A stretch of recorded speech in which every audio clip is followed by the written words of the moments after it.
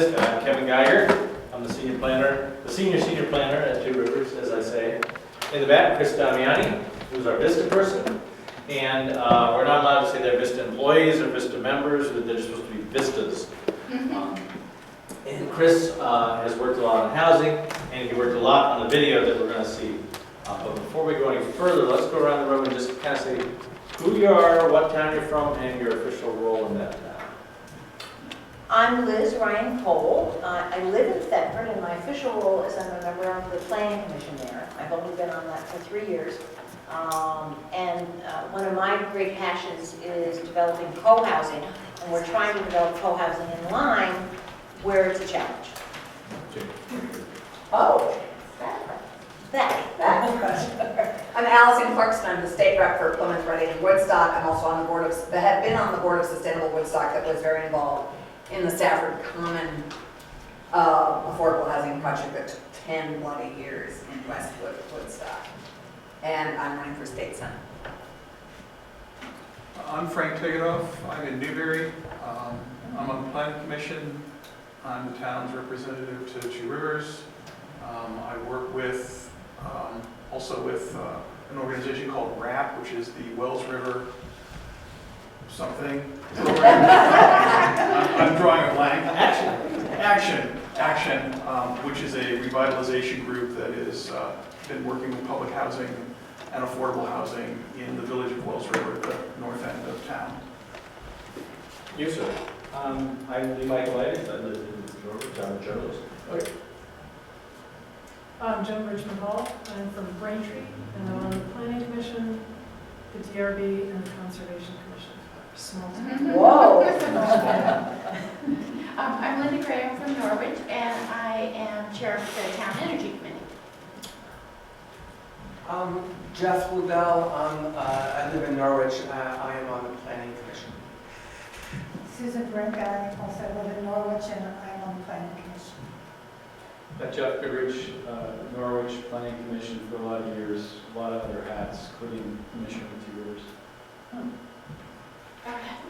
Hi, sorry, I'm sitting back here. I'm Sarah Callender from Woodstock, and I just graduated, so that's my former role, I guess. And right now I'm working as Allison's campaign manager for State Senate. So that's me. Bill? I am Director of Planning and Zoning for the town of Norwich. I'm currently the interim town manager, which I think is going to have a short life, I hope. And I live in Montford, and I've been on the Planning Commission there for far too long. And I just recently got off a 2-year select board term here. And Chris in the back. And Chris is filming us. One of the things we're trying to do more and more is film our presentations, and that way for all the people who couldn't make it because of the nice weather or whatever, they can watch it later. And we'll post it on our website. And the video that we'll see in a few minutes is also posted on our website. In fact, we'll be watching it directly from the website. First off, this is the phrase that I use versus talking about affordable housing. Affordable housing actually has a statutory definition that is sometimes not that useful in what we actually want to do, and sometimes affordable housing has connotations that people don't like, where it's housing that is affordable. Everybody wants housing that is affordable, so it's a way to reframe that so you kind of get past some mental roadblocks and people. And so tonight we're going to talk about local regulations, although if you want to talk about town plans or other things as well that can try to get housing that is affordable, we're certainly willing and able to go there. So we want housing as a needed part of the whole community. A whole healthy community needs housing that is affordable in our point of view, but in a manner that takes into account your local planning goals. So it's not just anything anywhere. However, it is getting the mission done. These are issues that we've all run into, we in the planning field have all run into when we try to talk about putting more housing somewhere. See, you can see the roof right over here. So I've certainly been in meetings where if somebody was looking at this, they might bring in this photo and be upset that they can see that roof across this field. So we have that, greater visual density. Greater visual density might mean this to some people. Certainly increased traffic, and by increased traffic, we may mean one car, we may mean 2 cars on the road. It isn't necessarily a whole bunch of cars that bother people. Parking, the parking for the housing itself. Demand on local services, in general, that is not an issue here. In general, we need demand on local services for things like schools and stuff. Not enough buildable lot, also not an issue generally out there, but buildable in the places where we want people to build a different story. Loss of property value, certainly. If I get to look at this field and somebody builds a house right here next to me, I might say, oh, I've lost some property value. Perhaps that is true. On a personal level, I might suffer a little bit. That's not our field. Our field is dealing with the public good in this room. And so that's what we're going to weigh. And then the social stigma about those people, as Allison knows as well from Safford Commons and other places. There's a lot about, oh, those people are going to move into the housing. And these are real issues, but I say they're excuses in getting there. And so you may all be on the same page with me, maybe on different pages. You may need to work with constituents who you're trying to get onto the same page. And so I'm either, depending upon where you are, I'm either challenging you or I'm giving you arguments to challenge other people with. But that's okay. I did my first 7 years in the kingdom as a planner, and so nothing down here, But I had 150 people mad at me in the Thetford, elementary school, working on the town plan about 8 years ago. That was just like cakewalk compared to working in the kingdom. But we certainly see communities be schizophrenic. We see people be schizophrenic. And we see people saying, we want to keep everything exactly the same and we want a different result somehow while we keep everything the same. And of course that is insanity. We have competing priorities. We want fields, we want housing, we want a bunch of things. When we were doing our sustainability plan, we got grief from the housing community on 2 issues. One, a little bit on floodplains. We said, don't put housing in floodplains. Don't try to put affordable housing in floodplains. Bad place. Irene taught us that. And energy efficiency. We said affordable housing needs to be highly energy efficient. Of course, it's going to drive up the initial price. Over time, should drive down the net price. But the affordable housing community said, well, wait a minute, that's working against us. We say, nope, you need a whole big picture. This goal right here, Allison didn't write this, but her cohorts did a while ago. The availability of safe and affordable housing for all Vermonters is not a goal we get to discuss. It's already a statement. And so there's a lot of stuff already out there in statute that I don't bother to kind of go, do you want affordable housing? Well, the state has already decided you, as a Vermonter, want safe and affordable housing for all Vermonters.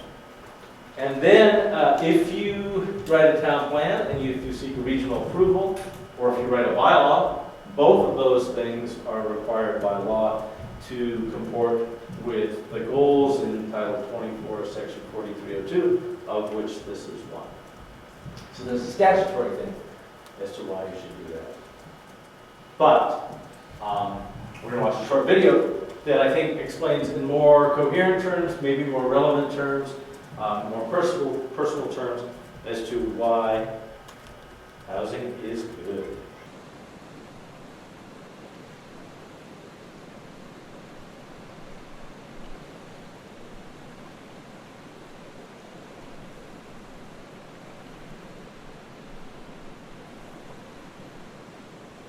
If you think about yourself, if we each think about ourselves, what do we count on?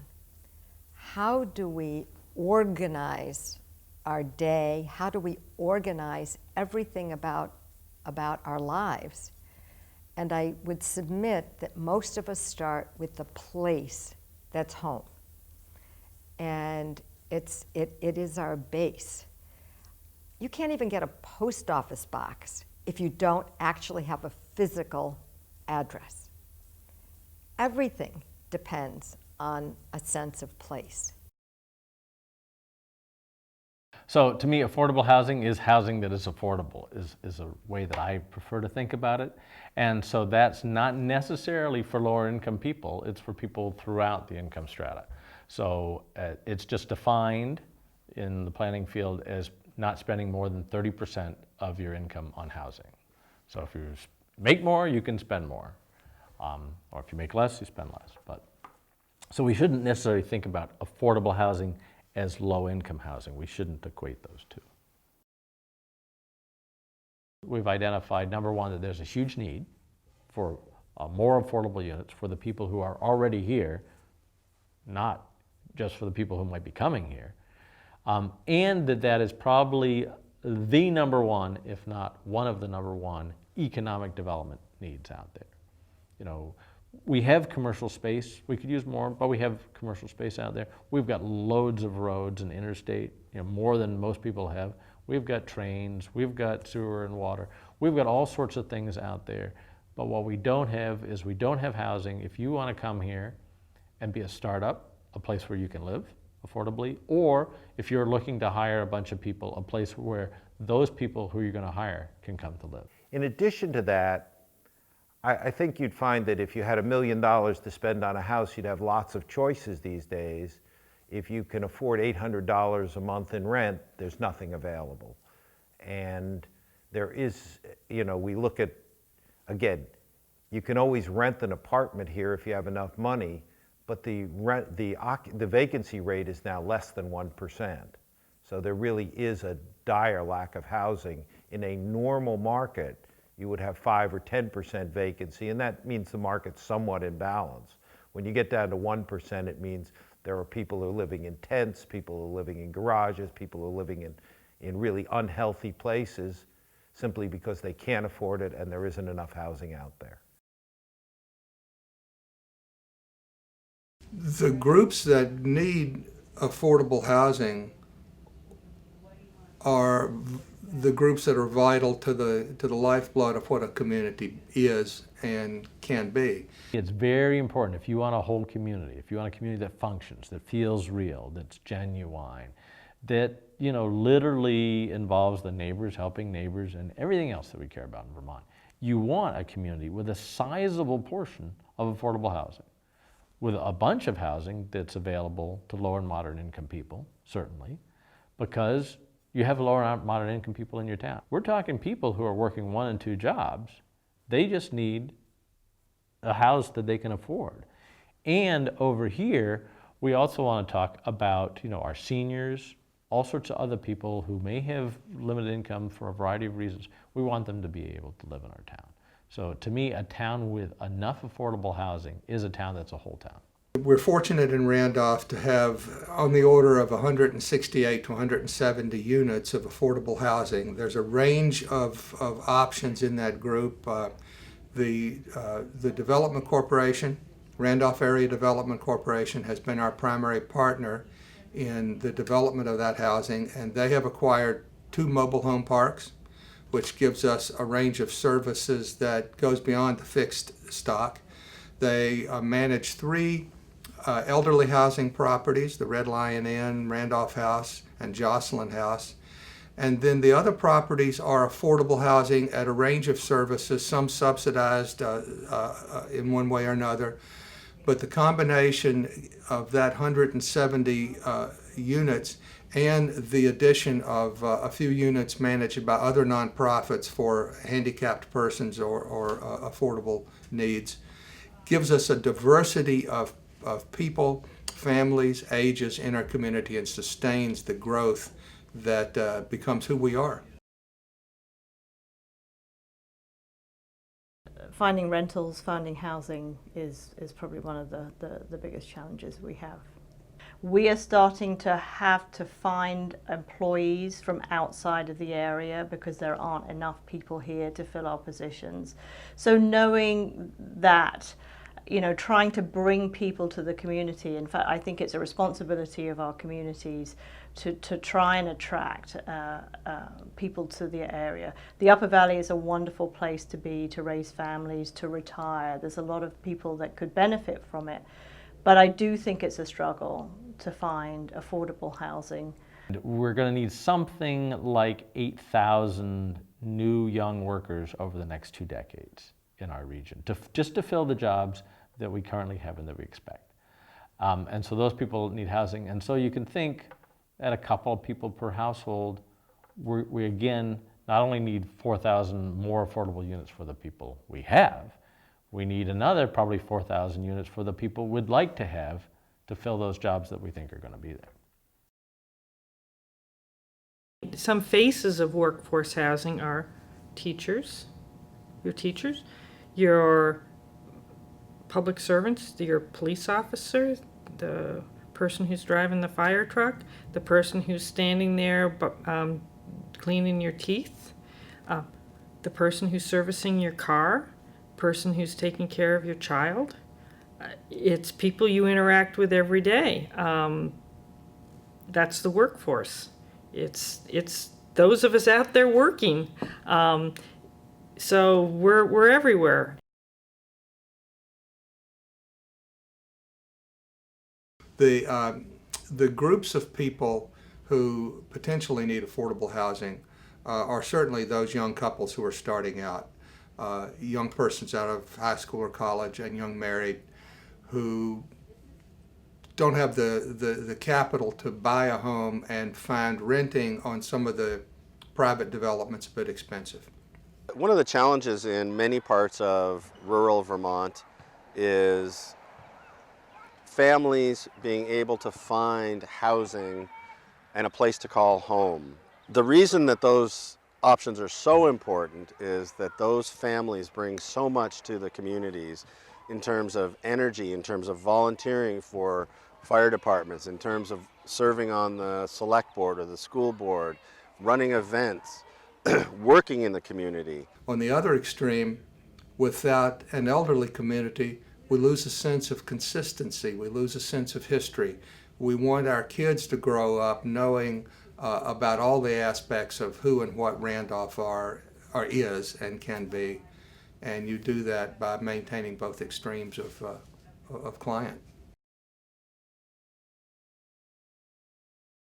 You know, they often are concerns about what the housing will look like, who will live there, and the reality is often that the affordable housing that we construct, particularly the housing that we're constructing today, is often among some of the best built, most attractive housing in a community. We have to make it last. We're investing significant dollars to make it last, to keep operating costs low, and so we can keep it affordable, and that means that they're well built, and they're often much better built than many other buildings. We definitely look for input around design through the public permitting process, whether it's through the planning board review, whether it's meeting with select board officials, whether it's meeting with the regulatory officials early on, so that if they've got concerns about what it's looking like or where, how we're working, how it will look within a site, we want to make sure we're bringing those concerns to the fore at the front end. It's important to think we're not only talking about the housing, we're talking about the residents. You're talking about people like me living in houses like mine when we're talking about both affordable housing and people who need affordable housing. It's great to be here in Stafford Commons. It took several years for it to be built, but as you can see, it's now built in a wonderful place to live. There are 28 units in Stafford Commons here, and this is a great addition to our regional housing needs. But for me, as someone who looked at Woodstock, really wanted to move here, and almost decided not to because I couldn't afford the housing, it's really comforting to see it every day getting built, and to know that other young families will be able to make that choice and say, yes, I will move to Woodstock, I will choose to work here, because I'll be able to have a home here. If we operate from an inclusive perspective, I don't think there's any reason why we couldn't find a way to have enough housing we often hear statements that are assumptions and expectations. They're not facts. They're not grounded in information. If we were to listen and if we were to think about what makes a healthy community for all of us, I have a great deal of confidence and belief that we could find solutions.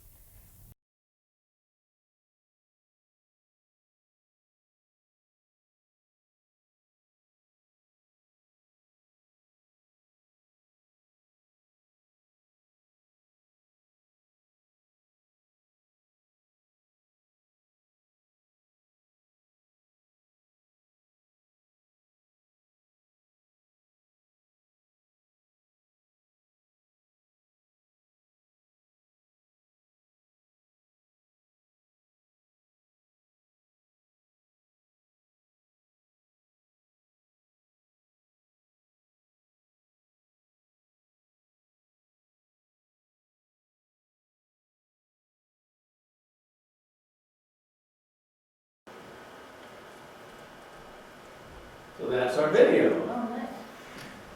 With many local stars. Does Sarah actually ever get a thing? Yeah, Sarah Koblinski. No, but. Oh, is she She ever? was identified. You don't ever say who it is. She was identified the very first time. Wasn't sure she was. Who's that guy from there? Yeah, I was Mel Adams, the Randolph Town Manager. Andrew Winter from Twin Pines Housing Trust. Sarah Koblinski, of course, from the Haven. Anna McSood, who's a filmmaker in Woodstock, actually helped us a lot early on in figuring out how does one actually make a video. That's our office, King Farm. That's us. And Polly Major, who was the last gal, the last younger gal we saw there. Oh, we're not going to show the youth climb summit while we're at it.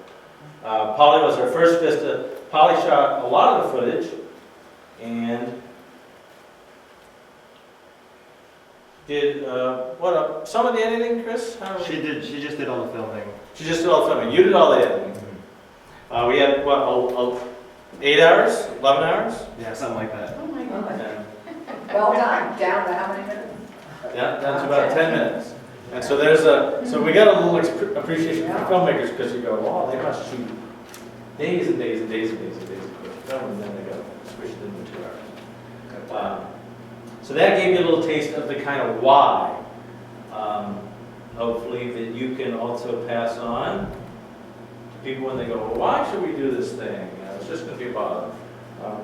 No, it's not, and it's really going to help your community. In Safford Commons, in particular, it was really good. We had the police chief, for example, coming out to hearings and going, this is where my police officers are going to be. The school, those 28 units are filled basically instantly. If we built Safford Commons next door to Safford Commons, it would be filled today.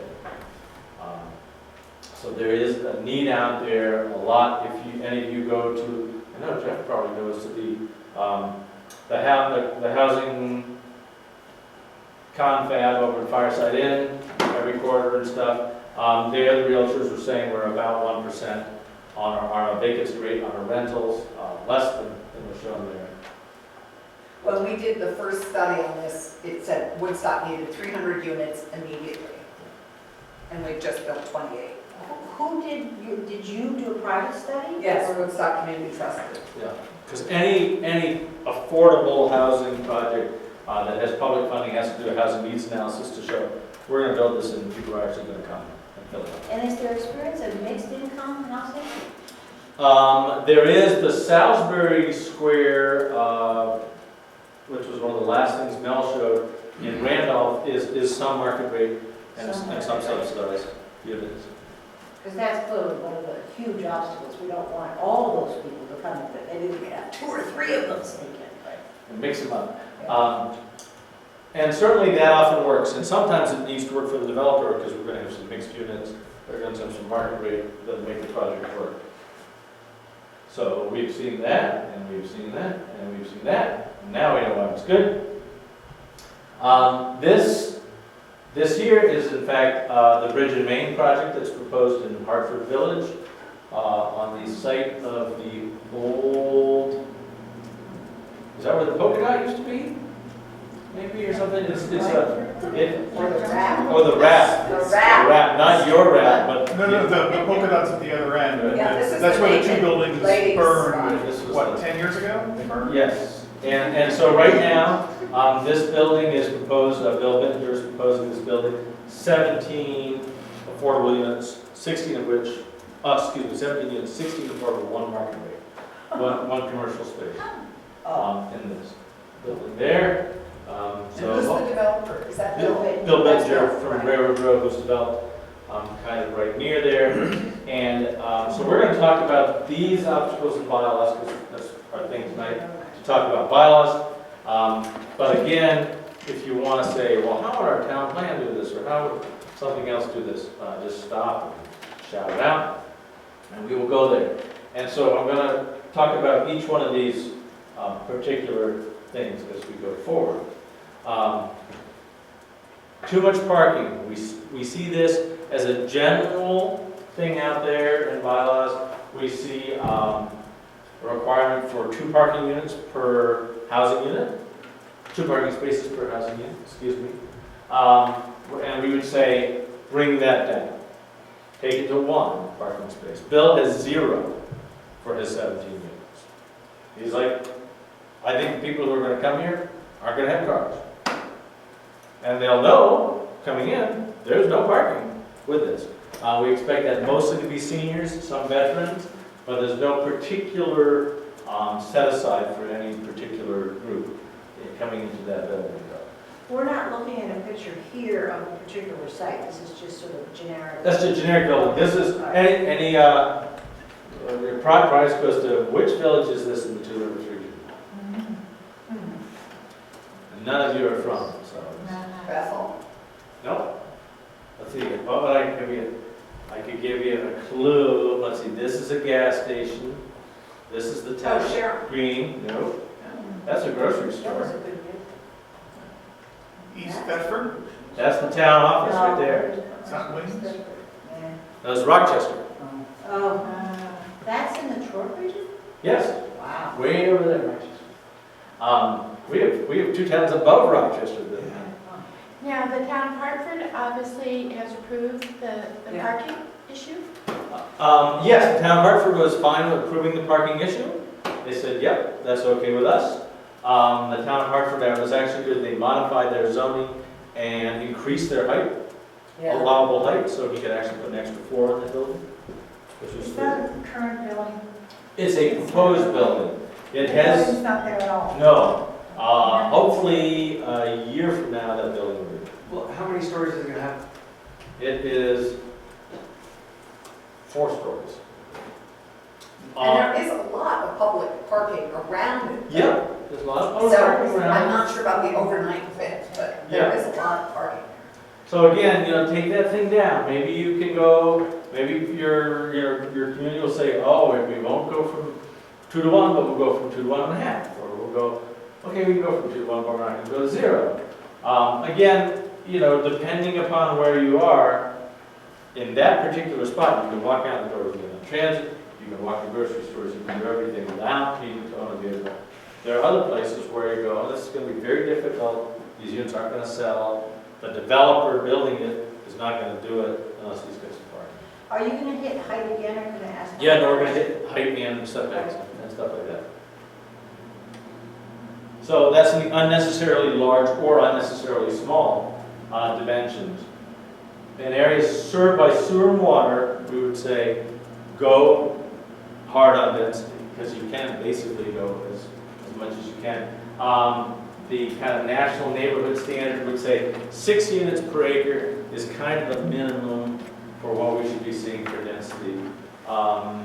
Woodstock Village is basically 5 units per acre is the current zoning. So for those of you who want to think about what does that look like, you can think Woodstock Village. I want to particularly talk about. Here's a question, wait, Yes. and then Woodstock doesn't have sewer, does it? Yeah. Yeah. Oh, yeah. So does South Woodstock. Oh, my goodness. Right. In fact, Stafford Commons at the end of the sewer. Yep. Except it was the last possible site in West Woodstock. But in our more rural areas, which is most of our region, and in fact some of our entire towns, we would encourage people to look at density versus lot size. And this is for whatever reason, density is a complex topic.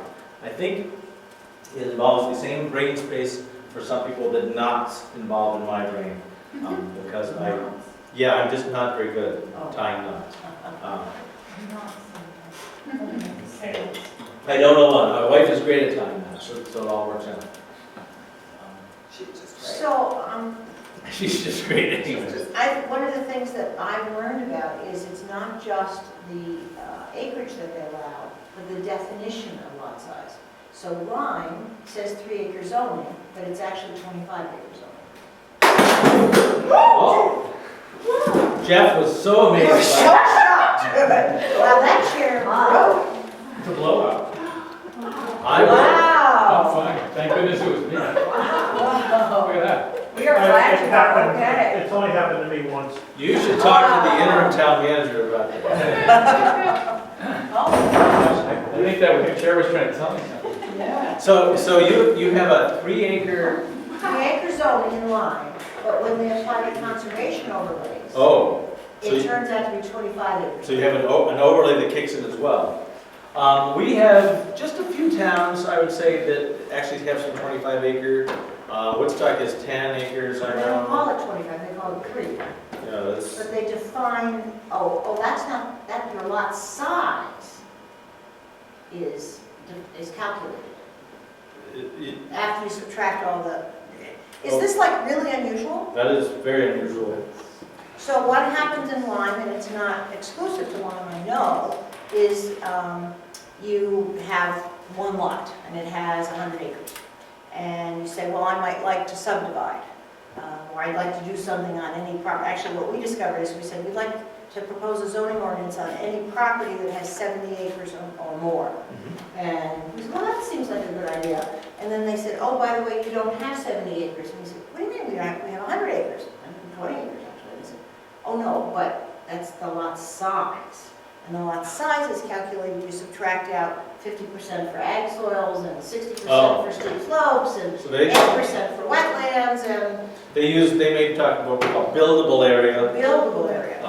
And that's what I'm seeing in many wealthier towns, is buildable area means that you can't really build it. I don't know how unusual that is. No, for most of our towns, it's a straight survey. If you own 5 acres, 10 acres, whatever it is. Our suggestion is that even there, what you do is you use a 1-acre lot size minimum.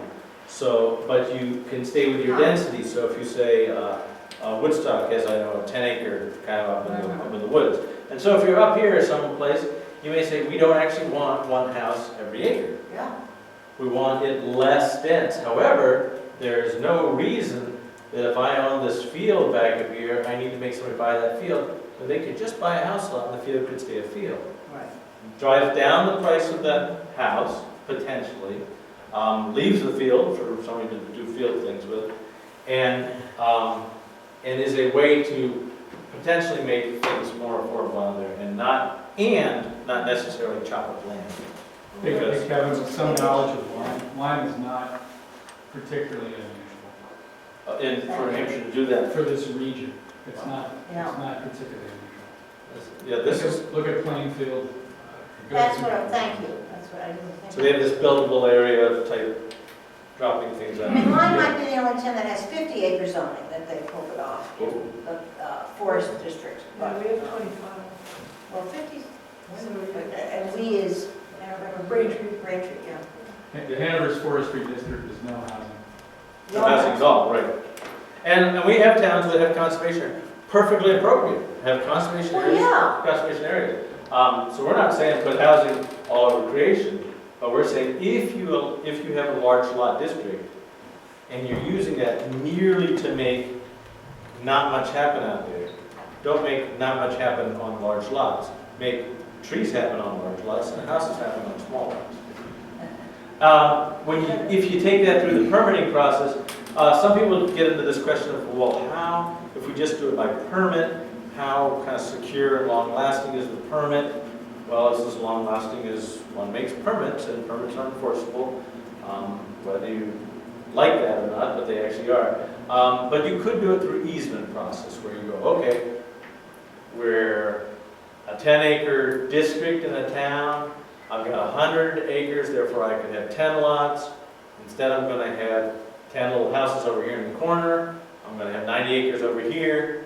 I'm actually going to have an easement on that saying those house rights are gone away. You can get into more complex things. I generally don't advise it of our towns, but there are things called transfer of development rights, which let you kind of move the ability to have a house from one spot of town to another spot of town. Planned unit developments, a concept used more in other parts of the nation, used more on large developments, used more where somebody's literally going to come in and build the whole darn thing. I think for us, simple waiver provisions are probably the best way to go, which allow you to essentially grant waiver provisions in Vermont are solely for dimensional requirements. So you can say, okay, we have a 10-acre lot size, we will allow you to waive it down to 9 as long as, down to 1 as long as you conserve 9. Do that type of thing. And maybe even give them bonuses. The only town I know of that gives a bonus offhand in the region is Randolph. And so there, if you conserve 50% of the lot, you get 50% bonus. We might give bonuses in Bedford. And that's a good idea. The same thing might be on heights, because you mentioned about heights. That might be unnecessarily small. You might say, okay, we want to go here. Certainly in our downtowns, we would say you should have a two-floor minimum. So you can't actually build a one-floor structure. So you're going to be able. So how do you deal with the fire chief who says 35 feet max, otherwise you gotta buy a $2 million fire truck and we're not gonna do it? Get a new fire chief.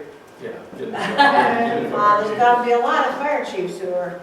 No, we're dealing with that. I mean, it's So sort of it's not complicated, but 35 feet because our fire truck doesn't work is not necessarily legitimate. Oh. So, I mean, it's more complicated than that. Kevin, one thing, since we're sitting in Norwich. Yeah. In 2002, we adopted a new zoning reg. We'd gone through about a subdivision reg. And we went through about a 6-year process.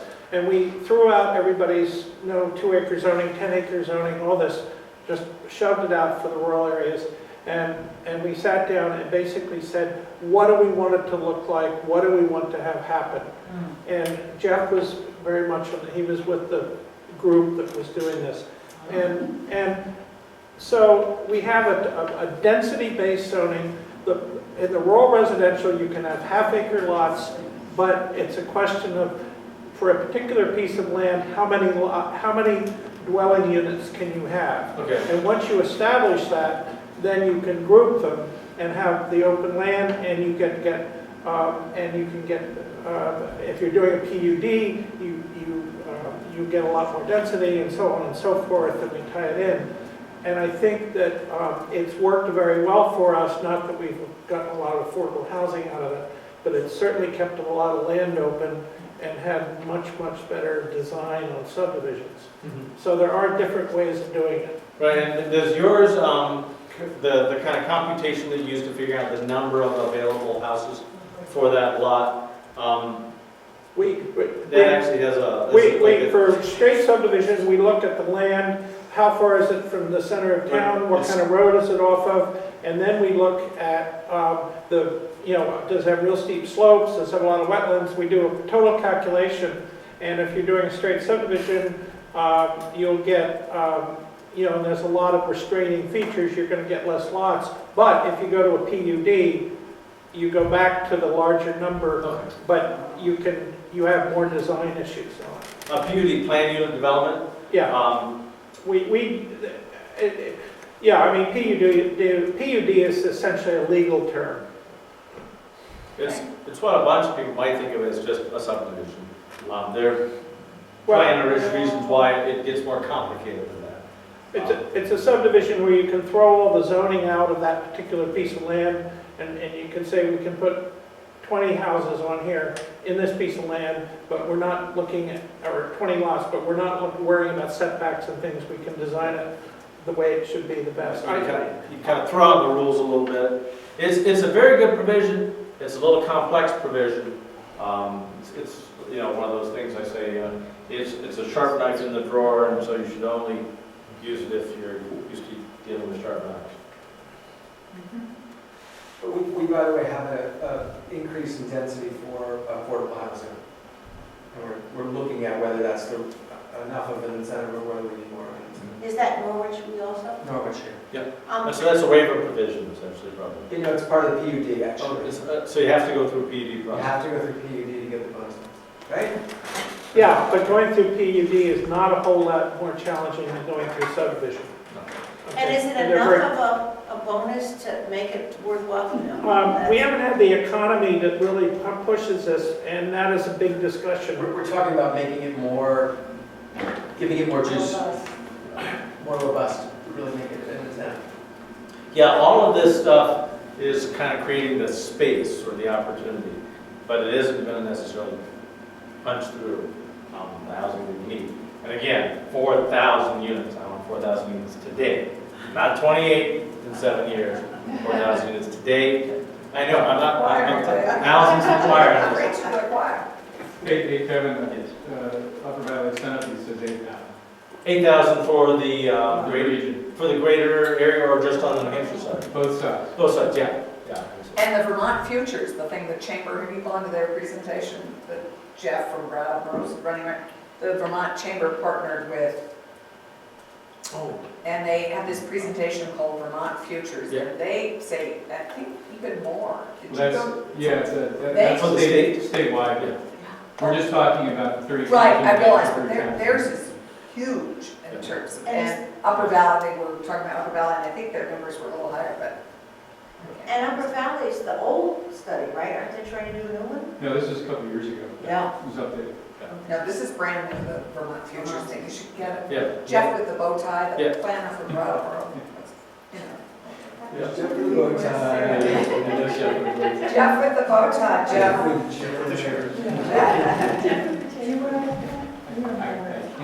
He was the head of the regional development clerk then from Brattleboro. Yes. Yeah, and he's come and talked to the planner group, Right, the Vermont Planners Association, about that stuff. Oh, has he good? Yeah. Unnecessarily large dimensions. One of the particular things that we kind of get peeved about is in the rural areas having a huge setback. Because you go, why? You know, it's just more pavement or gravel to get your house further into some habitat that you don't need to go further into out there. So have a less of a front setback. Doesn't mean people have to build that, but it allows people to build that. Because you can imagine, you know, every 20 feet of real driveway that you're putting in, if anybody's put in 20 feet of real driveway, by the time you excavate down and put in your base, especially if you're putting in asphalt, there's thousands and thousands of dollars for the extra 20 feet. In villages, go minimal or setbacks, or even zero lot line setbacks. We see a lot of towns at least putting waiver provisions in their bylaws to deal with the villages because they have some crazy thing like 30-foot setbacks, and then they go out in the village and they say nothing is 30 feet setback from anything. So you can either run them through the waiver provision all the time, or you can just go, what do we have, 10 feet? Okay, let's just make it 10 feet and stop doing the waiver process. Again, in rural areas allow smaller front setbacks at least. You may want side and rear setbacks just to, you know, kind of create that rural feel with neighbors. But again, we see 60, we see 80 feet front setbacks. Bring them closer to the road. Allow more units per acre, where we still see sometimes multi-unit dwellings allowed, where we'd like to see them more. But where we see them sometimes, we're still seeing 20,000 square feet per unit. And again, that might be a single bedroom unit. Why? There's no particular reason why we're having to see that much acreage eaten up. And for those of you out there, you know, Chris and I drove past Dotmore's farmhouse, for example, North Palmford. But all of you, I'm sure, have big old farmhouses in your town. You could put 5 units in that, or 6 units in that. And it would still look exactly like that farmhouse. But, you don't necessarily want to eat up 3 acres to do that. And there's no land use sense why you have to do it. Reduce new road widths.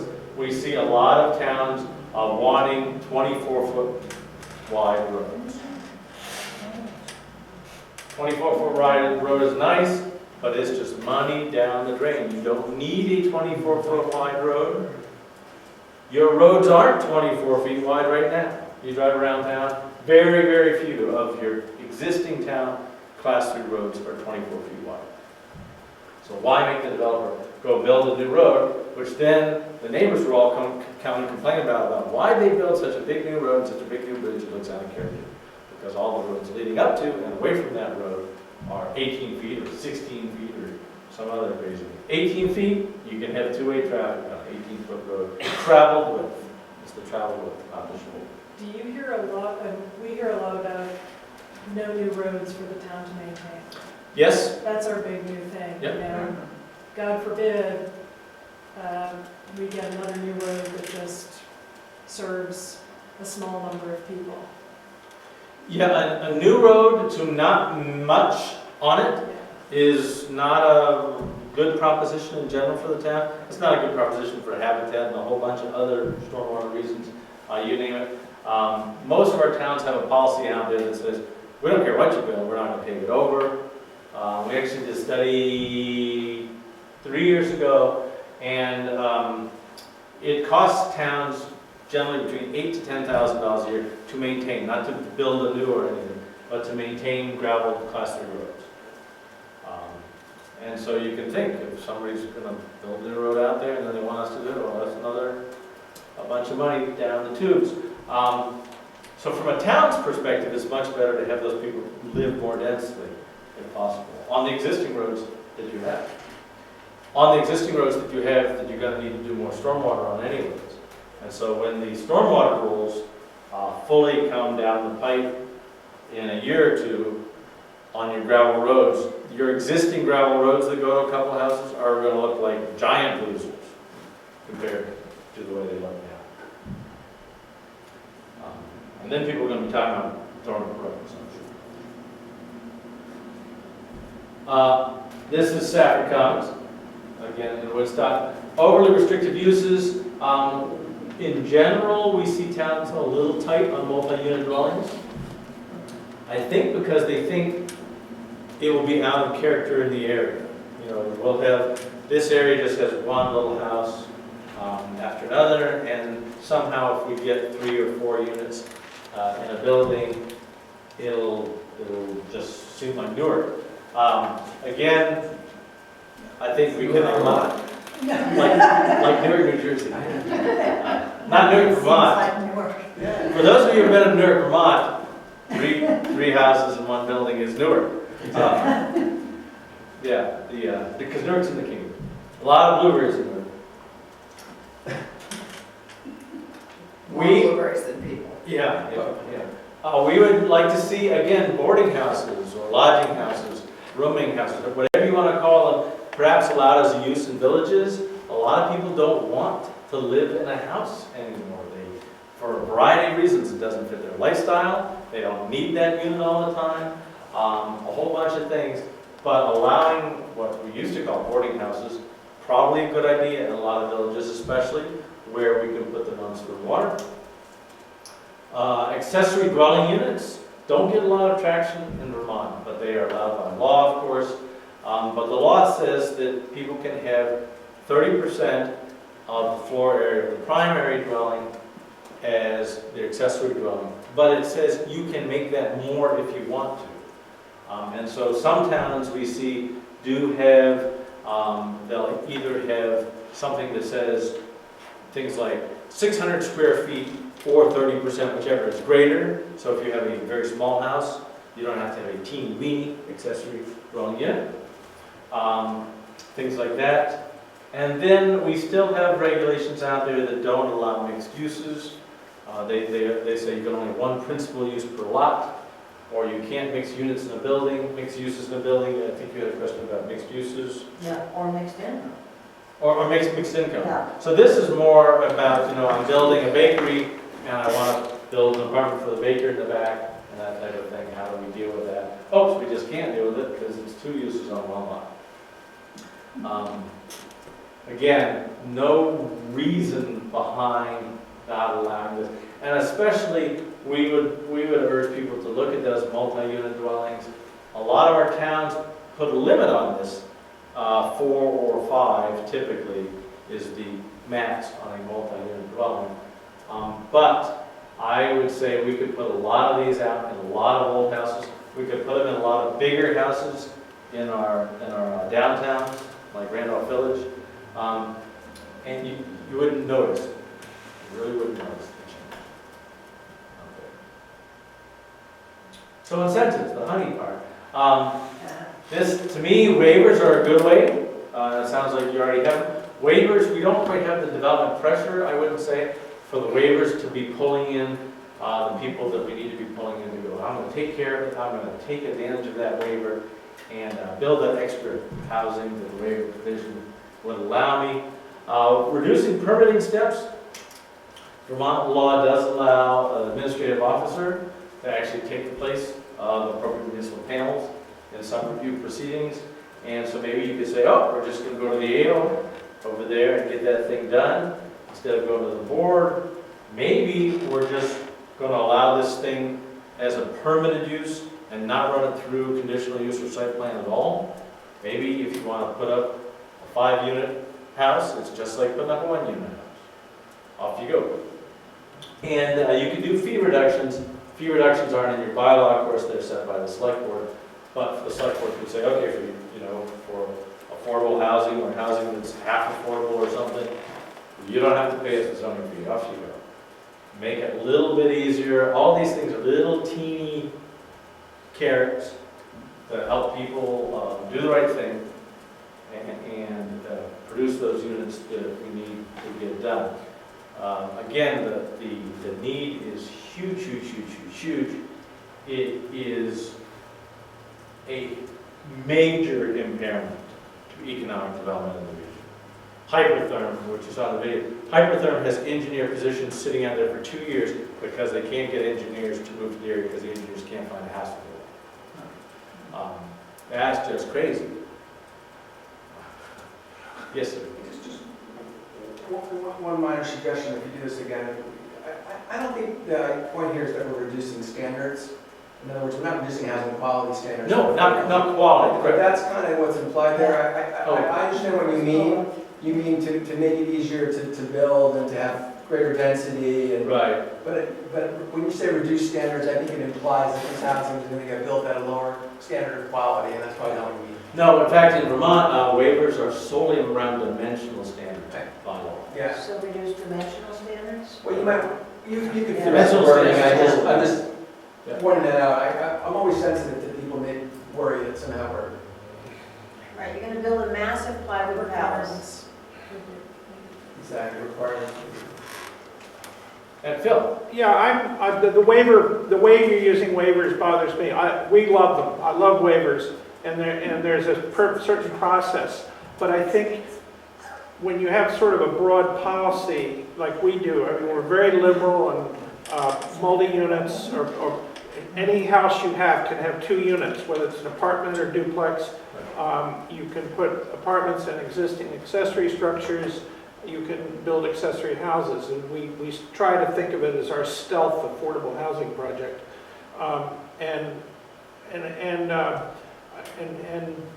You don't do that. We don't. But it's not a waiver. It's just what we do. Yes. Yeah. And it generally, every once in a while, somebody does something a little too extreme, and we have to talk about it. But it usually works really well. Yeah. Yeah. And you can do a lot. To me, that there's all the special processes, and so you say, if you're doing something and you're always doing a waiver, you say, take it over there and make it permanent. And if you have conditional things where you're always deciding, well, they can do that as long as they meet these 3 conditions. Take those 3 conditions, stick it over here, make it something that they're always doing, so always make those processes easier and easier. I'm wondering if anybody has seen incentives for seniors or smaller units, or, because 2 units just doesn't make it for most aging in place.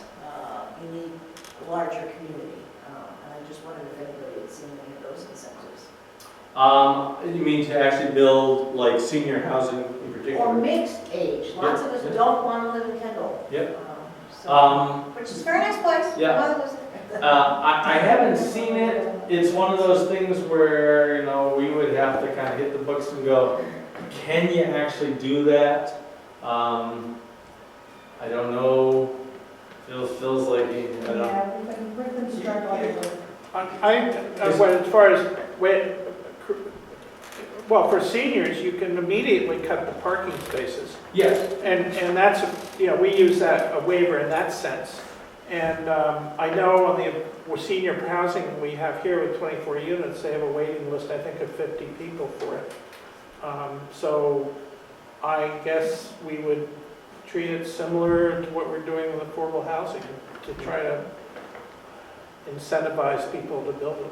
Yeah, I guess you could probably build a waiver provision that would attach to senior housing versus conventional housing versus non-senior housing. So one problem is that you're forbidden by the Fair Housing Act from discriminating on the basis of family status, right? And yeah, the National Fair Housing Act, I don't think prohibits based on age, but maybe the Vermont one does. The national one does prohibit based on age, but it's generally meant to keep out younger people. Yeah, but you can't, for example, you can't say we're going to give a preference for housing that doesn't have kids. Right. You know what I mean?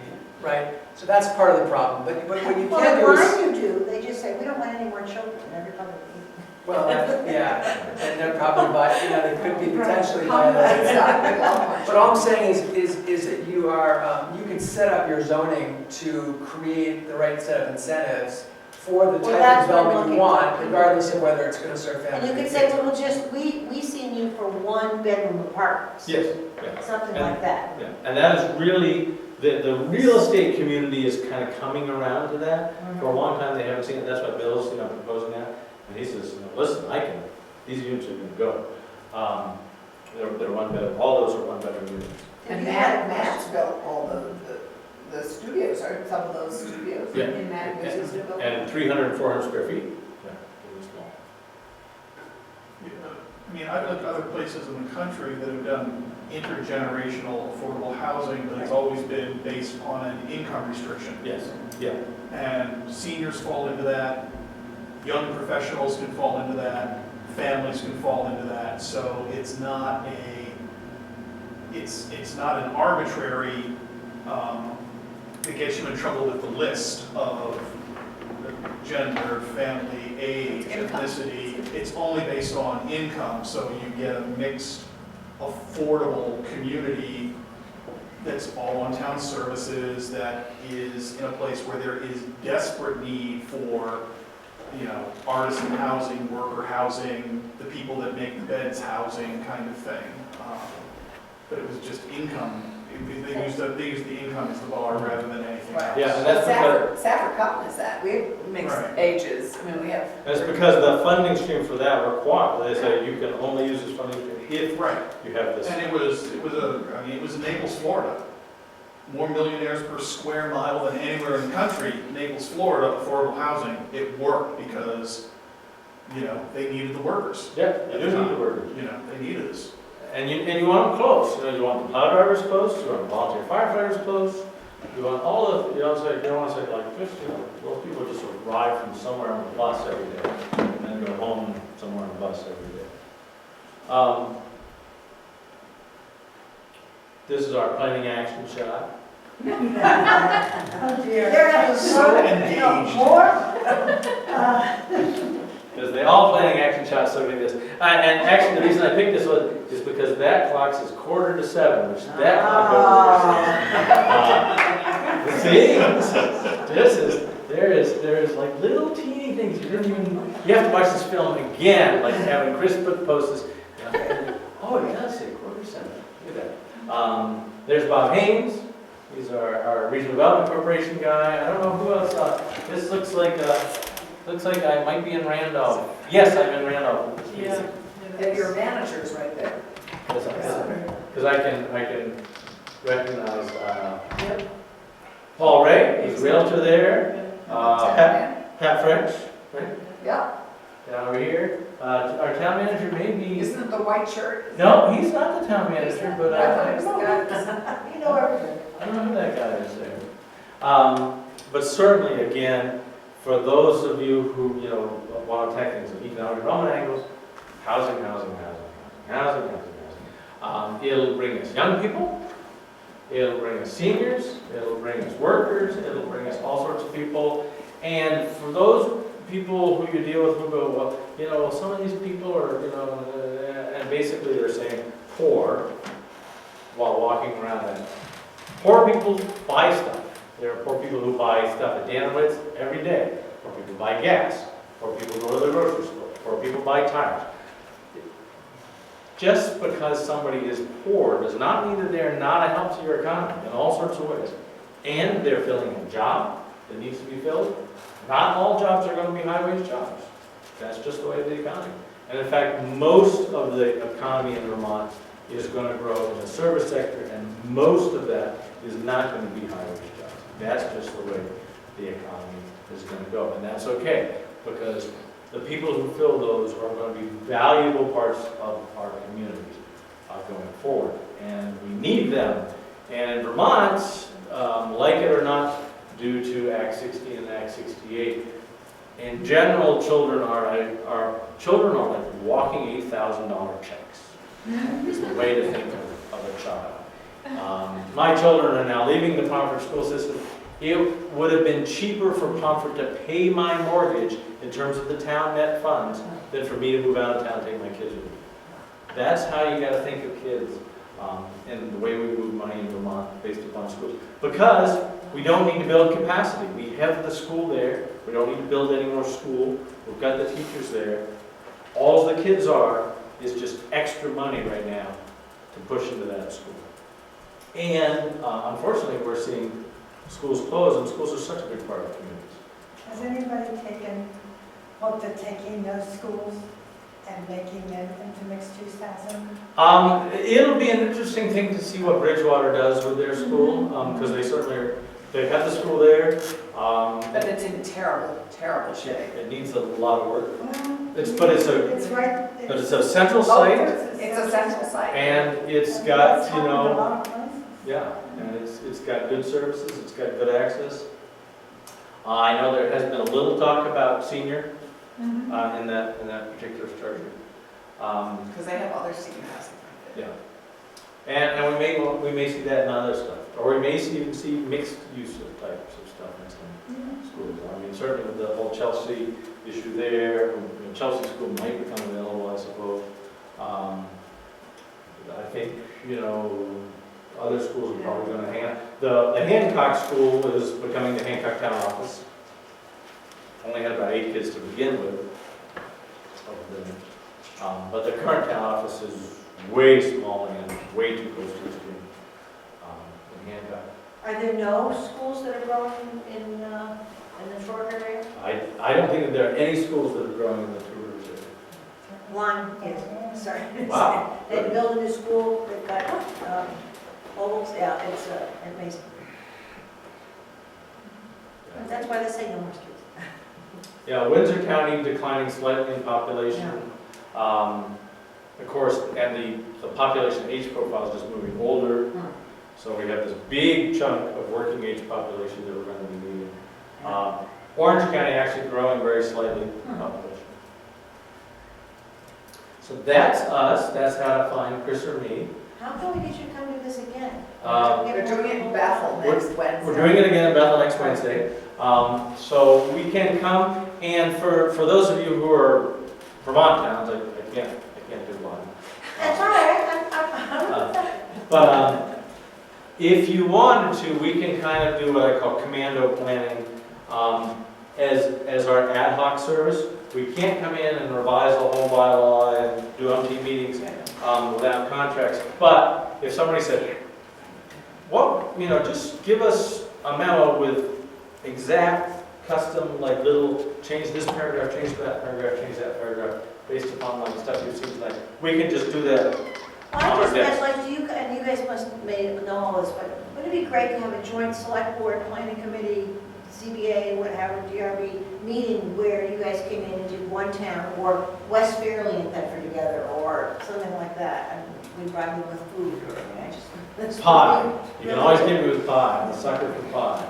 I did think he said pot first. Why did you say Pie. Pie, rhubarb pie, we know that. And pretty much any kind of pie. Probably because they forget the solution. Mince, I don't even go mince meat pie, probably, but any fruit pie is definitely. Really interesting. Can you think of a town in Two Rivers that's doing it really well? I think Randolph is doing stuff pretty well. I think Hartford's doing stuff pretty well. Again, places where we want housing, which is good. A lot of that comes down to leadership at the town level, which is very important. I put in a plug for Thetford, even though it's small, but Well, we've good. done a lot with senior housing and trying to support that, and they've gone out and said that we are supportive, so. I mean, Woodstock, the folks, the town was very supportive of Stafford Commons. That was not the town slowing that down in any way, shape, or form. And we had a group, of course, pushing that project along. And the faith, and we had the faith community behind that project and stuff too. I had the planning commission, you had everybody behind it except the neighbors. And they had money to fight it. And now some of the neighbors we are did. Pro now bono. plenty happy about the project. Now they are. Yeah. Oh. And you will see that. I mean, anybody who does works on community projects, I'm sure Phil's worked on something. You'll work on for a Hey, while. I even have the people that are at the foot of the Verizon cell tower happy. Whoa! And they fought it so hard. And then, you know, And the 200-foot communication tower we put up in the center of town that are, everybody's saying, oh gee, I forgot about it. Is that there? and 3 years from now, they'll say they supported it the whole time anyway. I think I remember you were happy. But we've seen it, we did Addison County, we have 2 towns in Addison County. The Taylor Valley, the Taylor Meadow project, in Hancock. Took some, we had to get over some community homes on that one. I think 8 affordable units, some very small, cute little houses went in that meadow. That was a great project, you know, but again, we had community members saying, we don't need affordable housing, and you go, there's a guy living in a bus immediately adjacent to this parcel. Obviously, you know. Well, look at the discussion on the listserv today about the homeless people in Lebanon and who are all getting kicked out, and people are saying, what can we do about it? So, Because it's not that difficult to be in that type of place. Thank you. yeah. So that clock is moved, that clock is not moved. Any other questions? Again, you know where to find us. Talk to your local leaders, you know. Be a little bit out in front when people just stand up and they go, what about those people? You just kind of go, you know, those people are our teachers, our policemen, our The reality is, those people are already here. Right. And those people Which is a discussion we have a lot in my neighborhood at the moment. It's like, those people are already here. What are you talking about, those people? They're already here. And it would be You know? nice to have something a little better than mobile homes in a lot of cases, because Yes. those are Yeah. just, I mean, Well, they're so inefficient. they're inefficient, they suck your money in, and there's no future in them, and You don't get we're stuck equity. in that. We're really stuck in that. Right? All of And our what town are you again? In Braintree. All of our affordable housing is in one mobile home park. A third of the Braintree residents live in one mobile home. And that's almost all of the kids going to the elementary school, nearly all of them. And I think it's something like, a few years ago when I was working on the town plan, we were redoing our statistics. Something like 64% of the kids in the school were living in poverty. And that is what really got me to think, wait a minute, this is not working for them. You know, this is all we have to offer them right now. And That's not great, and we are a bedroom community to Randolph, which does a great job, and there was pushback on some of their recent affordable housing projects, and people are through. Which means you don't hear anything anymore about it'll be horrible, it'll be terrible. But our only hope of keeping the school going is to try to find a better way, I think, to find a better way to do it. So is the park, is it privately owned, or what's the structure? It's now, I'm trying to think, I think that it was privately owned and it is no more. It's kind of owned as a group, and it's, isn't it? I think it's owned by... It's owned by Housing Trust. Yeah. It is. Oh, I believe. is it Dick Williams? Is that Yes, the Housing Trust of yes. Vermont? Yeah, and it's not bad, but I'd still like those folks to have better. Well, New Hampshire's done one thing well, I think, with the manufactured housing, which is that's the only form of co-op that's allowed in New Hampshire, or at least that's recognized. And so people are really buying those and managing themselves as essentially condominiums, which I don't know is much of an option. I actually think the small units they came up with after I mean that's a lovely option. So that's quite cheap. Yeah, I'd love to see how we can somehow